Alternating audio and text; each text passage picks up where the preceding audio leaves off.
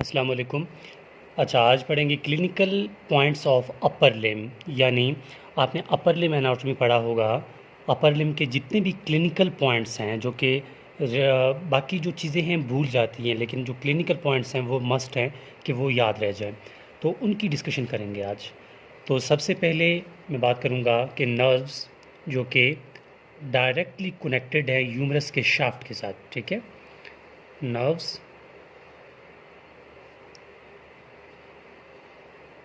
connected to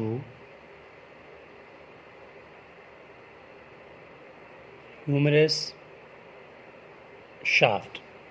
यानी वो कौन से नर्व्स हैं जो कि ह्यूमरस के शाफ्ट के साथ डायरेक्टली कनेक्टेड है और वहाँ कौन सी क्लिनिकल पॉइंट्स हैं। सबसे पहले एक्सिलरी नर्व।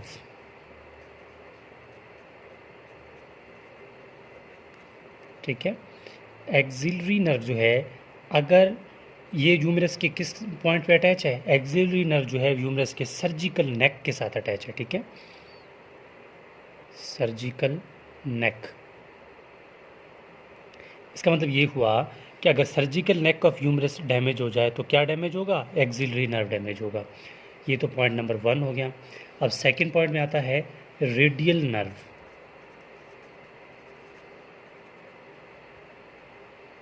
ठीक है, रेडियल नर्व। अगर ह्यूमरस के जो रेडियल ग्रूव होता है ना, शाफ्ट, ये देखिए ना, ये अपर हेड होता है, ये अपर एंड, ये लोअर एंड, ये शाफ्ट होता है ना ह्यूमरस का। अगर ह्यूमरस का शाफ्ट में डैमेज हो जाए, शाफ्ट में होता है रेडियल ग्रूव जिसके अंदर रेडियल नर्व जाता है। ठीक है, तो शाफ्ट में क्या, रेडियल ग्रूव, ये डैमेज हो जाए शाफ्ट में तो क्या होगा, रेडियल नर्व डैमेज हो जाएगा। ठीक है, और इसके बाद मीडियन नर्व।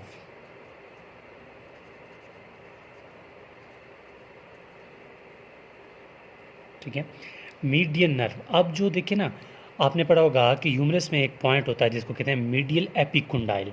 अगर मीडियल एपिकुंडाइल के डिस्टल एंड पे, ठीक है, डिस्टल एंड ऑफ मीडियल एपिकुंडाइल पे डैमेज हो जाए तो सॉरी, मीडियल नर्व जो है वो डिस्टल एंड, मीडियल की बात यहाँ नहीं है, मीडियल एपिकुंडाइल की बात अगले नर्व में है जो अल्नर नर्व है, लेकिन मीडियन नर्व जो है वो डिस्टल एंड ऑफ ह्यूमरस के साथ होता है। ठीक है, अगर ह्यूमरस डिस्टल एंड पे डैमेज हो जाए तो क्या होगा, मीडियन नर्व जो है वो डैमेज हो जाएगा। और पॉइंट नंबर 4, अल्नर नर्व। अब आती है मीडियल एपिकुंडाइल की बात। मीडियल एपिकुंडाइल देखें, दो कुंडाइल होता है ना, एक लैटरल एपिकुंडाइल और एक मीडियल एपिकुंडाइल। अगर मीडियल एपिकुंडाइल ऑफ ह्यूमरस डैमेज हो जाए तो क्या होगा, अल्नर नर्व डैमेज होगा, मीडियल एपिकुंडाइल अगर ये डैमेज हो जाए तो क्या होगा, अल्नर नर्व डैमेज हो जाएगा। ये बात हो गई इसकी। ये अब जो मिड मिड शाफ्ट है ना ह्यूमरस का, मिड शाफ्ट, इस मिड शाफ्ट में होती है रेडियल ग्रूव, आपको बताया था। अगर ये डैमेज होती है तो क्या होगा, रेडियल नर्व डैमेज हो जाएगी। रेडियल नर्व डैमेज होगी तो क्या होगा, रेडियल नर्व किसको सप्लाई करता है, रेडियल नर्व सप्लाई करता है ये ट्राइसेप मसल को और पोस्टीरियर कंपार्टमेंट ऑफ आर्म को। ठीक है, तो क्या होगा, तो वो मसल्स, अगर ये रेडियल नर्व डैमेज हो गया तो वो मसल क्या होंगे, पैरालाइज्ड होंगे। ठीक है, इसके अलावा मयरिंग, देखिए मयरिंग पल्स रेट, जो हम पल्स रेट देखें ना, ये देखें, अगर हम जो है बाजू का क्या करते हैं, यहाँ पर हाथ रख देते हैं ना इस तरह।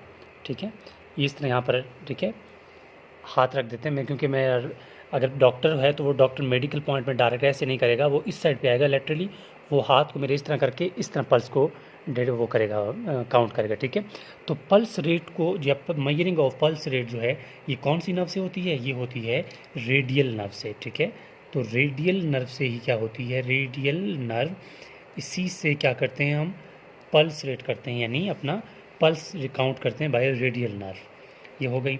अब जो है इसके बाद एक और पॉइंट आता है कि भाई रेडियल नर्व से तो हम पल्स रेट करते हैं, लेकिन पल्स रेट हम एनाटॉमिकल स्नफ बॉक्स से भी ले सकते हैं। एनाटॉमिकल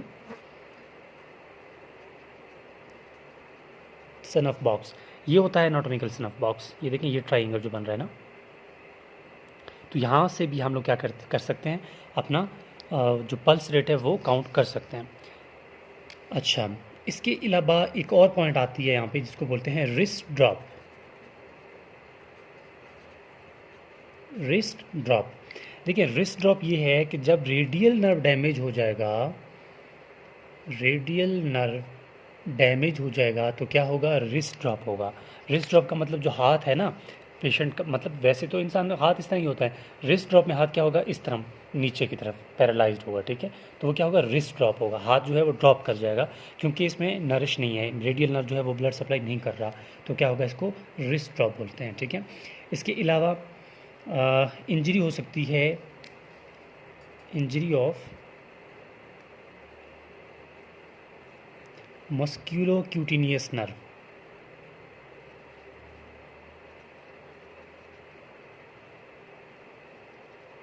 मस्क्यूलोक्यूटिनियस नर्व, अगर इंजरी ऑफ मस्क्यूलोक्यूटिनियस नर्व होगा तो क्या होगा, यहाँ पर 3 मसल्स हैं उनकी ब्लड सप्लाई रुक जाएगी। कौन सी, एक है क्रोकोब्रेकेलस, CB क्रोकोब्रेकेलस, दूसरा है बाइसेप, ठीक है, और अगला है ब्रेकेलस। ये मसल्स क्या होंगे, डैमेज हो जाएंगे। इन मसल्स को क्या होगा, इनकी ब्लड सप्लाई रुक जाएगी, ठीक है। ये होगा हमारा किस में, मस्कुलोक्यूटिनियस नर्व में। इसके अलावा एक और फ्रैक्चर है जिसको बोलते हैं कोलीज फ्रैक्चर। देखिए कोलीज फ्रैक्चर जो है इसको बोलते हैं complete transverse fraction of distal 2 centimetre of radius. मतलब ये है कि पहले मैं आपको बता देता हूँ कि ये होता क्या है। कोलीज फ्रैक्चर ये है कि जब हम कोई भी शख्स भाग भाग के आता है उसका हाथ ऐसे रख के जल्दी टूट जाए ना, ठीक है, इस तरह करके ये ऊपर की तरफ ही आ जाए, तो इसको हम कोलीज फ्रैक्चर बोलते हैं, ठीक है। तो कोलीज फ्रैक्चर क्या है, Colles fracture complete transverse fracture, complete transverse fracture of distal 2 centimetre of radius, ठीक है।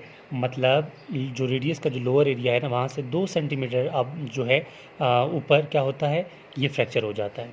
तो ये है कोलीज फ्रैक्चर, इस तरह का टूट जाए। तो ये हो गया कोलीज फ्रैक्चर के बारे में। अब इसके अलावा आगे जो पॉइंट है वो है fracture of scaphoid. Fracture of scaphoid bone. Fracture of scaphoid bone जो है आपको MCQs में पूछा जा सकता है, ठीक है।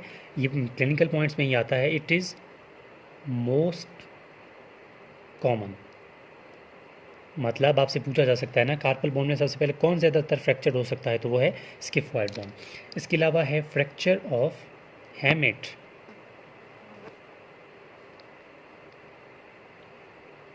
फ्रैक्चर ऑफ हैमेट, फ्रैक्चर ऑफ हैमेट में क्या होगा, अगर हैमेट फ्रैक्चर होगा तो क्या होगा, फ्रैक्चर हैमेट में हैमेट के हुक, जो हुक ऑफ हैमेट होता है ना वहाँ से गुजरती है अल्नर नर्व। अगर हैमेट फ्रैक्चर होगा तो क्या होगा, अल्नर नर्व फ्रैक्चर होगा, डैमेज होगा, ठीक है। और अल्नर नर्व डैमेज होगा तो क्या होगा, ठीक है ना, ये मीडियन नर्व के, ये अल्नर नर्व डैमेज होगा तो क्या होगा, हाइपोथिनर मसल्स की एट्रोफी हो जाएगी, इनको हाइपोथिनर मसल्स को ब्लड सप्लाई नहीं मिलेगा, ठीक है। तो ये क्या होगा, हाइपोथिनर में ब्लड सप्लाई नहीं मिलेगा, ठीक है। ये भी आपको समझ आ गया। अब इसके अलावा जो पॉइंट है वो है बॉक्सर्स फ्रैक्चर। एक फ्रैक्चर जिसको बोलते हैं बॉक्सर्स फ्रैक्चर। बॉक्सर्स फ्रैक्चर में कुछ नहीं होता, फ्रैक्चर और फ्रैक्चर्स में क्या होता है कि 5th मेटाकार्पल जो है वो डैमेज हो जाता है, फ्रैक्चर हो जाता है, 5th metacarpal bone. 5th metacarpal bone जो है वो डैमेज हो जाता है, ठीक है। तो उसको क्या बोलते हैं, बॉक्सर्स फ्रैक्चर। इसके अलावा एक और यहाँ पर कंडीशन है जिसको बोलते हैं Poland syndrome. Poland syndrome, Poland syndrome में क्या होता है कि पोलैंड सिंड्रोम में both pectoralis major, pectoralis major plus pectoralis minor are absent. ऐसा एक जो है इन जो मतलब कंडीशन है जो कि लाजमी बात है पहले तो नहीं होगा, जो बेबी बॉर्न जो है अब तब तक नहीं चुका होता, अब ठीक है। प्री बॉर्न की बात है, मतलब अभी बॉर्न होना है बेबी ने, बेबी बॉर्न होगी तभी पता चलेगा कि इसमें क्या है, पेक्टोरलिस मेजर और माइनर जो है वो एब्सेंट है। तो इस कंडीशन को क्या बोलते हैं, प्रोलैंड सिंड्रोम। इसके अलावा एक और पॉइंट है जिसको बोलते हैं विंगिंग ऑफ स्कैपुला, ठीक है, winging of scapula. Winging of scapula में क्या होगा, विंगिंग ऑफ स्कैपुला में एक मसल जो है वो पैरालाइज होगा। कौन सी मसल, वो है सेरेटिस इंटीरियर, ये जो है वो पैरालाइज होगा। इसकी पैरालाइज किस वजह से होगा, क्योंकि इनकी नर्व सप्लाई इसको नहीं मिलेगी। इसको नर्व सप्लाई कौन सी नर्व सप्लाई करती है, इसको नर्व सप्लाई करती है long thoracic nerve, long thoracic, ठीक है, लॉन्ग थोरेसिक नर्व। ये कंप्लीट हो गया। इसके अलावा एक और यहाँ पर सप्लाई इंजरी ऑफ, यहाँ पर एक नर्व की सप्लाई होती है, किसकी नर्व की, इंजरी टू थोरैकोडोर्सल नर्व,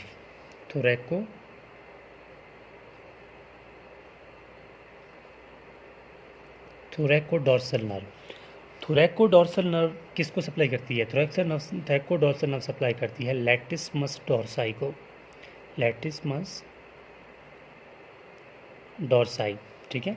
लैटिसमस डोर्साई की डैमेज होगी या पैरालाइज होगी, ठीक है।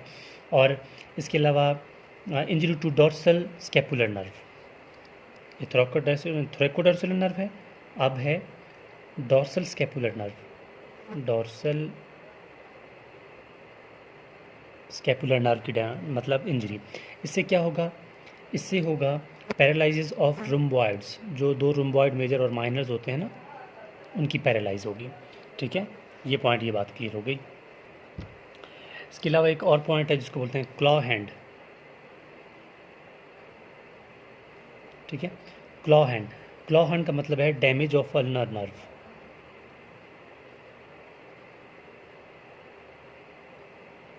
अल्नर नर्व जब डैमेज होगी तो क्लॉ हैंड होगा, मतलब अल्नर नर्व इसको सप्लाई करती है ना, तो क्या होगा, हाथ इस तरह होगा, ठीक है। दिस इज़ क्लॉ हैंड, ठीक है। आपने पेशेंट देखे होंगे जो इस टाइप के होंगे, बिल्कुल उनका हाथ ऐसे होगा, दैट इज़ क्लॉ हैंड, ठीक है। ये बात आपको क्लियर हो गई। इसके अलावा जो पॉइंट है वो तो यहाँ पर सारे क्लियर हो गए। इसके अलावा मेरा नहीं ख्याल कि कोई इतना ख़ास पॉइंट बचता है जो मेरे माइंड में आ रहा है। इसके अलावा एक और पॉइंट ये भी आ जाता है कि जो एक्सिलरी नर्व है इंजरी, उसकी काजेज़ क्या हैं, ठीक है, कहाँ कहाँ पे क्लियर जो है डैमेज हो सकता है। एक्सिलरी नर्व जो है वो डैमेज हो सकता है सर्जिकल नेक, जो ह्यूमरस है वहाँ पर, ग्लिनो ह्यूमरल जॉइंट यहाँ पर भी हो सकता है। इसके अलावा डेल्टाइड, जब हम इंजेक्शन लगाते हैं ना डेल्टाइड मसल पे, इंजेक्शन लगाते हैं डेल्टाइड मसल पे, वहाँ पर अगर ये डेल्टाइड मसल्स पे इंजेक्शन 90 की एंगल पे ना लगे तो क्या होगा, डैमेज हो सकता है एक्सिलरी नर्व, ठीक है, एक्सिलरी नर्व डैमेज हो सकता है। तो इंजेक्शन लगाने के लिए लाजमी बात है इस नर्व का ख्याल रखना पड़ता है डेल्टाइड मसल्स पे, और इसीलिए बोला जाता है कि यहाँ पर है इंजेक्शन जो है ख्याल से लगाना है, क्योंकि यहाँ पर एक नर्व जा रही है। कौन सी नर्व है, वो है एक्सिलरी नर्व। अगर यहाँ पर इंजेक्शन लगाने से कोई प्रॉब्लम आती है तो आपके माइंड में आना चाहिए यहाँ एक ही नर्व है जिसको बोलते हैं एक्सिलरी नर्व। तो ये तो टोटल ओवरऑल था कि अपर लिम्ब के मेन क्या क्लिनिकल पॉइंट्स हैं। इसके अलावा आप लोग मुझसे बाय व्हाट्सएप कांटेक्ट कर सकते हैं, किसी को किसी टॉपिक में मसला आ रहा हो तो मुझसे कांटेक्ट कर सकता है ताकि वो टॉपिक इस चैनल पे अपलोड कर दिया जाए। इसके अलावा प्लीज़ चैनल को सब्सक्राइब करें, शेयर करें और कमेंट करें कि आपको किस टॉपिक की किस तरह समझ आ रही है। इसके अलावा आप लोग मुझे इंस्टा में फॉलो कर सकते हैं बाय टाइपिंग नबील बुक्टी। तो this is whole about upper limb clinical points.